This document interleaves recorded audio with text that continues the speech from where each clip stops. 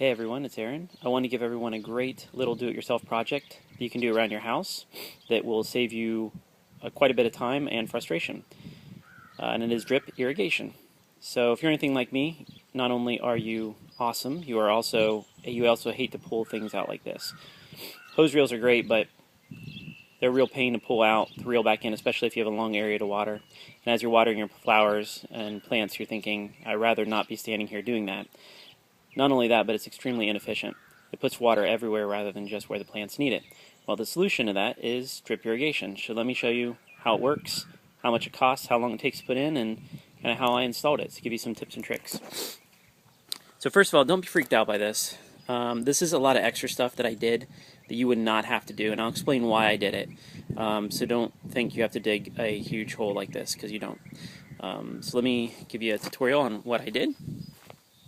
So first of all, what is drip irrigation? Drip irrigation is a way of providing drip water supply to specific areas in your landscaping. So here is our front walkway. As you can tell, we have plants every few feet, and I wanted to bring water to these directly. So let me come in here and I'll show you.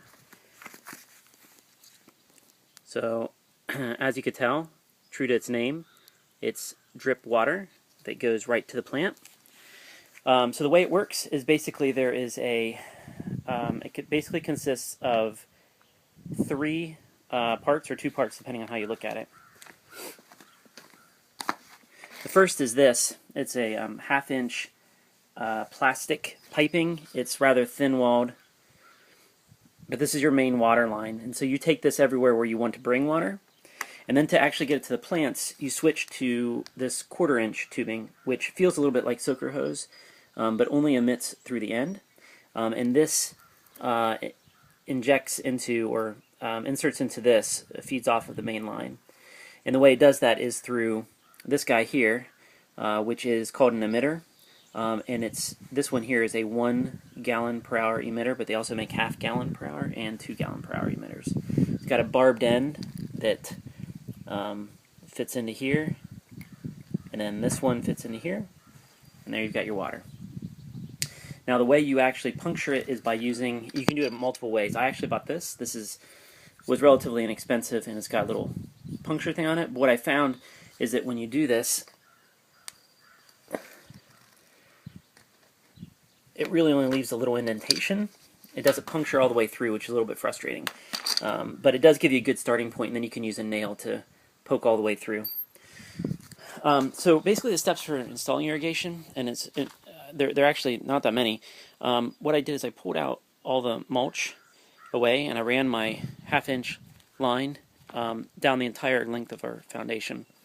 And everywhere off of that where I wanted to get water to flowers, such as this one here, I would run the 1/4-inch tubing. Now, it's important to note that I left this one exposed, but this will all be covered up so that it looks like sort of like this guy here, where you can't even tell it's there. I haven't pushed the mulch back here, but I'll be doing that soon. At the very end of the 1/2-inch tubing, you are going to want to obviously close it off so it builds up pressure. I was lucky enough that our driveway patio has moved away from our sidewalk, so there's enough room to run the 1/2-inch tubing right through here and into this center area. And as you can tell, I pushed the mulch away and ran the tubing here right through the middle of the center circle. And then I have not yet tied in the 1/4-inch tubing to feed these plants over here, but I'll be doing that soon. Part of the reason was that I wanted 2 gallon per hour emitters, and I unfortunately only bought the 1 gallon, so I need to purchase the 2 gallon. So I'll show you here real quickly. For tying off the end, this is the very end of the line, I put in there's a little, they come 2-up pack, they're not very expensive to basically crimp it off. You could do the same thing with wire ties if you want to save yourself some money. So this project, as we walk back, I want to show you, you're probably wondering how do you tie this into your water source, and I'll show you that in a second. One thing to keep in mind, you can do pretty much all of this within a weekend. Maybe a day or even an afternoon, depending on how much you have to water. you also are going to want to do a couple things. You're going to want to make sure that you have a place somewhere in your line that you can actually blow out the water when winter comes. Obviously, it'll freeze. It's above ground. Also, if you've got weed fabric down like I do, you can put it underneath the weed fabric, or you could put it over the weed fabric. It's up to you. I chose to put mine above the weed fabric. It made a lot more sense because, especially if your flower beds move around a lot, it's going to be easier to tie in new flowers, and if you need to, if you add new flowers, it's easier to get to it. Alright, so let me show you how it ties in the water source. Now before I show you this, this is the part that I did that's extra. You may also choose to do this. It's not that hard if you do. But basically you can't, so before I show you this, let me give you a quick tutorial. You can't just tie this into, they make an adapter. You can't just tie your half-inch tubing right to your outside spigot for a couple reasons. One, you need to basically filter it because you don't want dirt getting into your line. Second, you need to take your PSI, pressure of your water supply, down to 25 PSI is typically what you need. And third, you're going to want to prevent backflow so that you don't end up getting any of this outside water pushed back into your house for whatever reason. So you can do that very easily by, they make a single adapter that has all three of those parts built together, and it is about $20, I think, and you just hook it up right to your outside spigot, and that's it. That's all you'd have to do. Very, very simple.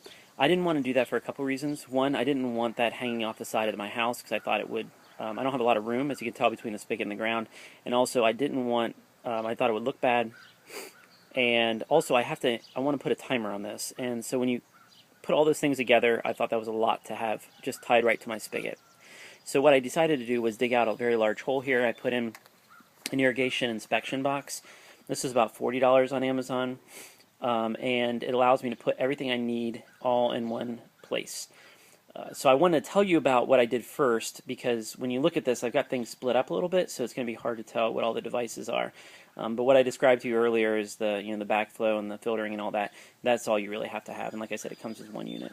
So really all I did is I tied the garden hose in here into the inspection box.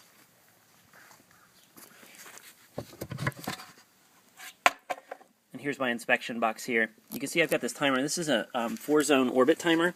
Right now I'm only using one of the zones, but I've been really pleased with this so far. I've only had it on for a day or so, but it's really great. It's easy to program, and what I like is that it's tied by a wire. This one here is not hooked up. You can see that gray box there, just because I'm only using one zone of it right now, but I wanted to cover up one of the ports on the back of this thing so it didn't get dirt in it. But here's one that is in use, and so this unit controls and turns on and off right here, which is great. So starting from the end where it comes in, so here's my half-inch line you saw running around the foundation, comes into the box, comes into this adapter here, which just changes it into like a garden hose style, like a 5/8 or whatever it is, connection, and then this one here is the backflow preventer. This one here is it lowers the PSI, and or maybe I have those two reversed, I can't remember. And then this one here is the filter. And so this works out really well. Typically I'll have this on for an hour in the morning, an hour in the evening, and it puts a gallon of water each time on our plants, and it's very easy to adjust. The other thing to keep in mind, you can kind of see here, I purchased, here's the adapter. Here's a good picture of the adapter. If you decided not to put in an inspection box, just tie it to your spigot, this is what it would look like. Obviously, if you put a timer in there, it would go in between a couple of those units, and it tells you on the back where to put it. But what I was going to say is that I purchased everything. I purchased through Amazon. I purchased everything through RainBird. There's a few providers for drip irrigation. You're going to want to make sure that you get all the same manufacturer. They're not all interchangeable, so you're not going to want to have to be guessing if it's going to work or not later. There's also lots of different adapters you can put. I just have like the drip going right to the flower, right to the flowers itself, but there are also distributors, so it's like one single unit that 5 1/4-inch hoses can tie off of, which is great. I also bought these, which was stupid because they're actually pretty expensive, and you don't need to. This is just to pin down the hose. You are going to want something, but you're probably better off just to go with some cheap weed fabric pins, which you can find at any hardware store. These, however, although rather expensive, are very nice. They're pretty heavy, which is great. So also other thing to keep in mind is that you can, and I plan to do this, you can do your hanging baskets with this. So what I plan on doing is tying into the half-inch tubing, running it up the post, bringing it underneath the lip of this one and the one to the right of it, and take it right to the hanging baskets of flowers, if there were any there. Picture them being there. It's great for your memory. And that's about it. So hopefully this was a good, quick tutorial. You can expect to be able to do this whole project, depending on what you do, for probably right around $100. I think all mine cost $200. That included the timer and the inspection box, though. If you didn't need those two things or didn't want those two things, you could save yourself a lot of time and money. But think about the cost savings you'll have over the long term for being able to water your flowers, and the time you get back for not having to stand there. So anyway, if you have any questions and want to get a hold of me, feel free to do so, and thanks for listening.